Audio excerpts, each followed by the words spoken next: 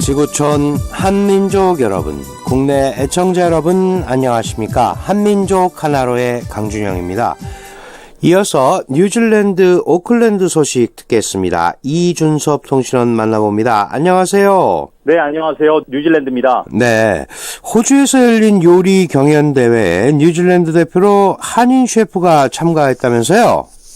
네, 최근 뉴질랜드 언론은 올해의 산 펠리그리노 젊은 요리사 경연에 뉴질랜드 대표로 참가한 한인 김도영 셰프를 크게 보도했는데요. 네. 이번 대회는 뉴질랜드와 호주에서 300명이 넘는 지원자 가운데 한 명을 뽑아 세계 대회를 내보내는 오세아니아 대표 선발전입니다. 네. 김 씨는 뉴질랜드 대표로 뽑힌 3명 가운데 유일한 한인 셰프입니다. 김 씨가 이번 대회에 출품한 요리는 한식이 주된 재료인데요. 네. 삼계탕과 동치미 국물을 혼합한 기본 육수에 가리비를 얇게 썰어 흰색과 검은색으로 모양을 낸 퓨전 한식, 음과 양을 출품했습니다. 네. 김 씨는 다문화 사회인 뉴질랜드에서 한인 요리사로서 서양과 동양의 조화를 음식에 담아보고 싶었다고 말했습니다. 네. 김 씨는 현재 오클랜드의 유명 고급 식당에서 부주방장을 맡고 있는데요. 일식 레스토랑 설거지부터 시작해 어렵게 돈을 모아 요리학과에 입학했고 스테이크 전문점 등 레스토랑의 밑바닥부터 차근차근 밟고 올라온 실력파입니다. 네. 동시에 한식 전도사이기도 한데요. 지난해에는 오클랜드 한국 페스티벌에서 100여 명의 뉴질랜드 요리사, 한식 관계자들을 대상으로 한식 요리 강습을 했습니다. 네. 올해는 점심을 굶는 저소득층 아이들을 위한 사랑의 한식 도시락 메뉴를 개발 중인데요. 김과 깨, 참기름으로 버무린 주먹밥, 간장 소스, 닭강정 등을 메뉴로 생각하고 있다고 합니다. 오는 11월 오클랜드 코리안 페스티벌의 일환으로 열리는 사랑의 한식 도시락은 현지인과 동포 자원봉사자들이 하루 200개에서 300개의 도시락을 만들어 일주일 동안 12개의 학교 학생 1,200명에게 점심시간에 맞춰 배달합니다. 네, 그렇군요. 그리고 한인 1.5세대에 툭 터놓고 톡이라는 대담이 있었다고 하던데 어떤 대담입니까?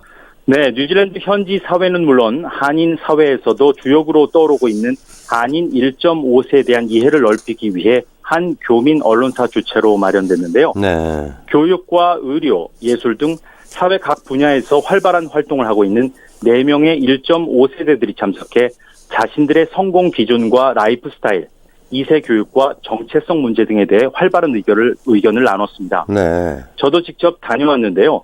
1.5세대의 자녀를 둔 저에게 그들의 생각을 이해하는 데 큰 도움이 됐습니다. 네. 한인 1세대가 직업의 안정성과 정착을 성공의 기준으로 삼았다면 1.5세대는 일과 개인 생활의 균형을 중요한 성공 기준으로 꼽았습니다. 네. 또 뉴질랜드 현지 부모들은 자녀가 학교에서 잘하면 내가 잘한 거다 그러는데 한국 부모님들은 내가 못하면 나에게도 타격이라고 생각하기 때문에 1.5세대들에게 큰 부담으로 작용된다고 말했습니다. 네. 하지만 다른 민족에 비해 교육열이 높아 학업에 더 뛰어나고 일도 열심히 더 잘하는 장점도 있다고 말했습니다. 네. 2세 교육에 대해서는요. 타이거맘이 되고 싶다는 의견이 다수였는데요. 타이거맘은 자녀들에게 학업 등에서 상당한 부담감을 주는 것을 말하는데요. 1.5세대들은 2세 교육에 있어 강요나 방임이 아니라 올바른 가이드라인을 제시하겠다고 말했습니다. 1세대가 언어나 낯선 환경 때문에 제한적인 교육을 했다면 본인들은 이곳에서 학교도 다니고 언어적으로 소통에 전혀 문제가 없기 때문에 좀 더 넓고 다양한 방법을 제시한다는 의미였습니다. 네. 정체성과 관련해서는 언어와 문화가 정체성 혼란과 깊은 연관성이 있다고 공감했습니다. 중국계 가정은 모국어의 중요성을 강조하지 않지만 한인 1.5세대들은 2세대가 언어를 잃어버리면 부모와의 소통 등 많은 것을 놓치기 때문에 집에서 한국말 쓰기를 꼭 실천해야 한다고 강조했습니다. 그렇군요. 그리고 뉴질랜드에서 열린 휠체어 럭비 대회 한국 대표팀이 참가했죠? 네, 아시아 오세아니아 휠체어 럭비 선수권 대회가 최근 오클랜드의 ASB 스타디움에서 열렸습니다.